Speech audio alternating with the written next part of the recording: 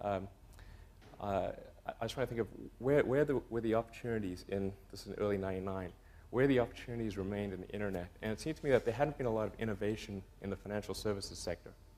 And when you think about it, money is low bandwidth. You don't need some sort of big infrastructure improvement to do things with it. It's really just an entry in the database. The paper form of money is really only a small percentage of all the money that's out there. So it should lend itself to innovation on the internet. So we thought of a couple of different things we could do. One of the things was to combine all of somebody's financial services needs into one website. So you could have banking, brokerage, insurance, and all sorts of things in one place. And that was actually quite a difficult problem to solve. But we solved most of the issues associated with that. And then we had a little feature, which took us about a day. That was the ability to email money from one customer to another. So you could type in an email address, or actually any unique identifier, and transfer funds, or conceivably stocks or mutual funds or whatever, from one account holder to another. And if you try to transfer money to somebody who didn't have an account in the system, it would then forward an email to them saying, hey, why don't you sign up and open an account?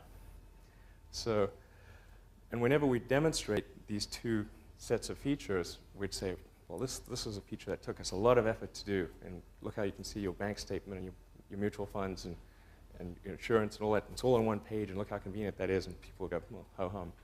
And then we'd say, and by the way, we have this feature where you can enter somebody's email address and transfers funds, and they go, wow.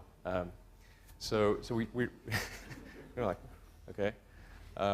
So we focused the company's business on email payments. And in the early going, the company was called X.com. And then there was another company called Confinity, which had actually also started out from a different area. They started out with Palm Pilot cryptography. And then they had as a demo application the ability to beam token payments from one Palm Pilot to another via the infrared port. And then they had a website, which was called PayPal, where you would reconcile the beamed payments. And what they found was that the website portion was actually far more interesting to people than Palm Pilot cryptography was. So they started leading their business in that direction. And then in basically early 2000, X.com acquired Confinity, and then about a year later, we ended up changing the company's name to PayPal. But PayPal is really a case of where the whole viral marketing, it's really a perfect case example of viral marketing, like Hotmail was, where one customer would essentially act as a salesperson for you for bringing in other customers. So they would send money to a friend and essentially recruit that friend into the network. And so you had this exponential growth. The more customers you had, the faster it grew. So it was like bacteria in a petri dish. You know, it just goes like, does this S-curve. And in fact, I ran PayPal for about the first 2 years of its existence.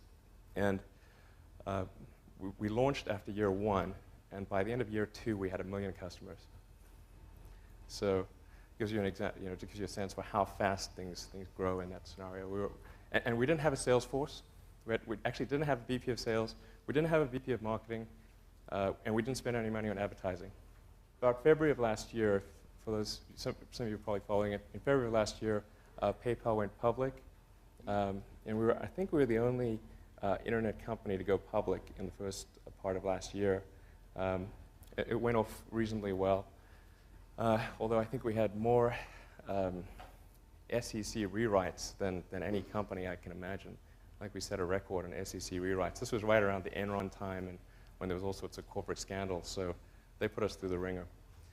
And then shortly thereafter, in about June, July, we struck a deal with eBay to sell a company to eBay. For about $4.5 billion.